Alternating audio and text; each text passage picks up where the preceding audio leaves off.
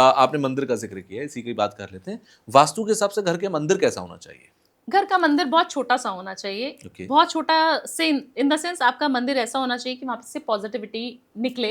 और माताएं बहनें जितनी भी मुझे सुन पा रही हैं, बहुत सारे लोग हैं जो तीर्थ स्थानों पे जा जाके बहुत सारी मूर्तियां ले आते हैं। हाँ, जहां गए वहां से कुछ ले आए। हाँ, ले आए। मम्मियों की आदत है। बिल्कुल। मैं जगन्नाथ जी गई थी, गणेश जी ले आई, मैं जगन्नाथ जी की फोटो ले आई, कहीं गए सिद्धि विनायक तो गणपति ले आए।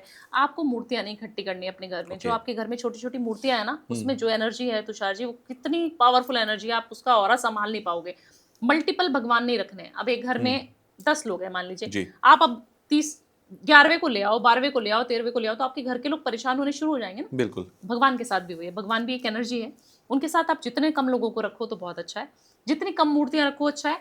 कभी भी शिखर वाला मंदिर नहीं होना चाहिए, फ्लैट होना चाहिए ऊपर से, और टंगा हुआ नहीं होना चाहिए। हम काफी सारे लोगों के घरों में वास्तु के लिए जाते हैं, दीवार पर हैंगिंग होता है वो, बहुत सब बड़ा बड़ा उन्होंने सब कुछ बढ़िया बढ़िया लगाया होता है, बहुत लाखों करोड़ों रुपए का घर होता है, बट मंदिर इतना सा होएगा और उसको टांग दिया किधर भी। नहीं होना चाहिए, बिल्कुल नहीं होना चाहिए। आप किसी बेस पे रखिए, स्टूल पे रखिए, कहीं पे भी रखिए, बट आपको सपोर्ट के साथ रखना है। अपने पूर्वजों की फोटो आप टांगिए नहीं जगह जगह पे, कील ठोकी टांग दिया, ऐसा नहीं करना है। आपको उनको भी बेस पे ही रखना है। देखिए, हमारे जो पूर्वज है ना, वो हमारे घर में बहुत अहम रोल प्ले करते हैं, हमारे वास्तु का बहुत अहम हिस्सा है वो। तो साउथ की डायरेक्शन में घर में अपने पूर्वजों की फोटो लगानी है, बेस के साथ लगानी है। मंदिर नॉर्थ ईस्ट में रखना है, ईशान कोण में, उसको भी बेस के साथ रखना है। छोटी छोटी मूर्तियां रखनी है, मल्टीपल मूर्तियां नहीं रखनी, एक भगवान की एक मूर्ति रखनी है। हाँ, ये भी बहुत बड़ा एक डिस्कशन का पॉइंट है कि एक भगवान की 2 मूर्ति हो सकती है कि नहीं हो सकती? नहीं, बिल्कुल नहीं हो सकती है। अच्छा। और किसी बहुत लंबे समय से किसी के घर में अगर 2 मूर्तियां हैं तो क्या करें फिर वो? तो आप जल प्रवाह करें, सॉरी बोलें कि भगवान जी मुझे नहीं पता था कि आप को ऐसे रखा जाता है कि नहीं, तो मैं आपसे सॉरी बोलती हूँ, और आप उनको जल प्रवाह कर दीजिए।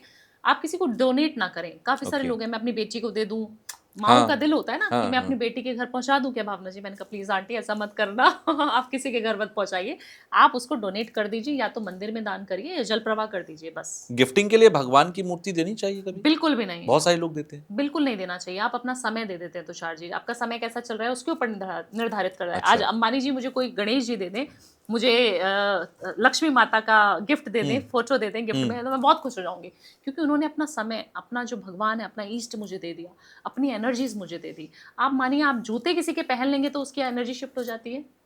अच्छा। आप कपड़े किसी और के पहन लीजिए, आपकी एनर्जी शिफ्ट हो जाती है। आप घड़ी किसी को दे दीजिए, उसका समय बदलना शुरू हो जाएगा। ऐसे एग्जाम्पल्स हैं हमारे पास। तो गिफ्टिंग के लिए सबसे बेस्ट चीज क्या है? क्योंकि आपने घड़ी, आपने शूज, आपने कपड़े, आपने परफ्यूम्स नहीं देने, परफ्यूम्स आपने सब तो कवर कर लिया, नहीं देने में फिर देना क्या है?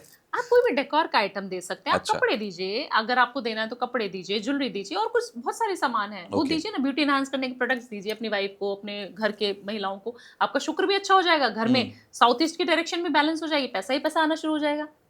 ओके।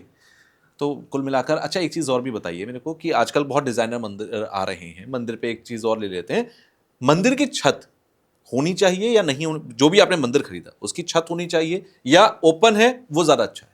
देखिए, छत होनी चाहिए, ओपन है तो नहीं चलेगा, छत तो होनी चाहिए। ओके। बट वो शिखर वाली नहीं होनी चाहिए। ओके जी, ठीक है। अब किचन पर आते हैं थोड़ा सा।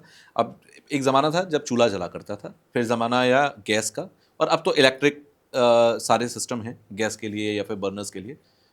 इससे कोई फ़र्क पड़ता है किचन के अंदर? बिल्कुल फर्क तो पड़ता है तुषार जी। जब हम अग्नि को प्रज्वलित करते हैं तो वहां पर अग्नि देव का ही स्थान है, साउथ ईस्ट डायरेक्शन, जिसमें हम बोलते हैं कि अग्नि का वास होना चाहिए। तो जब चूल्हा जलता था, जब उसकी लौ जलती थी, उसकी अग्नि जलती थी, तो हमारे घर की एनर्जी बहुत ज्यादा पॉजिटिव हो जाती थी। आज भी हम कभी भी हवन करते हैं तो हमारे को घर में शुद्धि का अनुभव खुद ही होता है, पर्सनली भी, कि हाँ कराना चाहिए हवन। हम हमेशा हवन करा के उठते हैं ना, हमें बोलते हैं कि कराते रहना चाहिए, मजा तो आ रहा है, अच्छा तो लग रहा है, पॉजिटिविटी तो आई है। तो जब चूल्हा जलता था तो आप देखना, कभी भी जब पुराने जमाने में हम दादी नानियों के घर जाया करते थे और चूल्हे की रोटी खाते थे, चूल्हे पे साग बन रहा होता था, वहां बैठ के जो फील होता था ना, वो बहुत अलग होता था, क्योंकि वहां साक्षात अग्नि का वास है, वहां साक्षात, वहां पे अग्नि देव प्रज्वलित होते हैं, वहां पे उस घर में ग्रह कलेश कभी नहीं होता था। और आजकल जब हम गैस पे रोटी बना रहे हैं, स्टोव पे बना रहे हैं, इलेक्ट्रॉनिक आइटम्स आ गए हैं वहां पे भी बहुत सारी, तो वहाँ सारी चीज़ें गड़बड़ा गई हैं। वहाँ पेट खराब होना शुरू हो गया है, कॉन्स्टिपेशन बच्चों में होना शुरू हो गया है, सिजेरियन सेक्शंस होने शुरू हो गए हैं। तो साउथ ईस्ट डायरेक्शन हमारे घर की महिलाओं को बहुत ज़्यादा इम्पैक्ट करता है।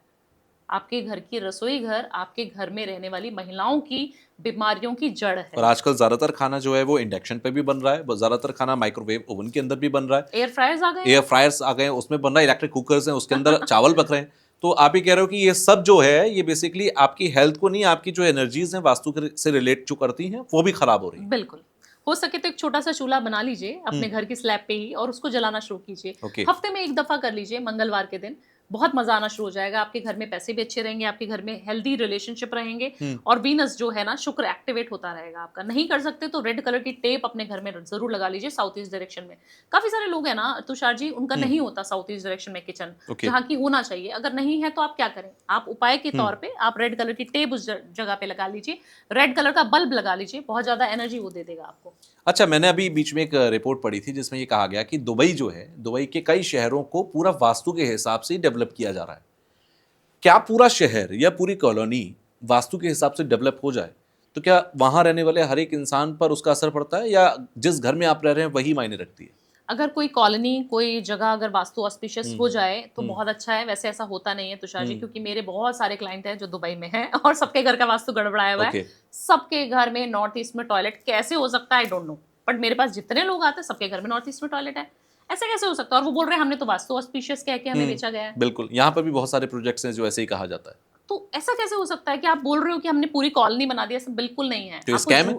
ये झूठ बोला जा रहा है, बिल्कुल स्कैम है, 100% स्कैम है। आप चेक करिए ना अपने आप अपने फोन से चेक कर सकते हैं। बिल्डर पर भरोसा मत करें, आप अपना एक एक्सपर्ट बुला के चेक करा लें खुद। बिल्कुल खुद कर ले, आप खुद सीख लिए। आजकल बहुत सारे लोगों ने खुद सीख लिया वास्तु। बिल्कुल। बहुत छोटी छोटी चीजें हैं, वो सीखिए ना, अपने आप खुद कीजिए। मैंने जितने घरों का वास्तु किया है दुबई में, सबके घर में नॉर्थ ईस्ट में टॉयलेट निकला, सबके घर में कैंसर के रोगी हैं, सबके घरों में दिक्कतें चल रही हैं तुषार जी। तो ऐसा कैसे हो सकता है कि दुबई में आप कोई भी प्रोजेक्ट लें और उसको बोल दें कि वास्तु ऑस्पिशियस है? बिल्कुल नहीं है ये।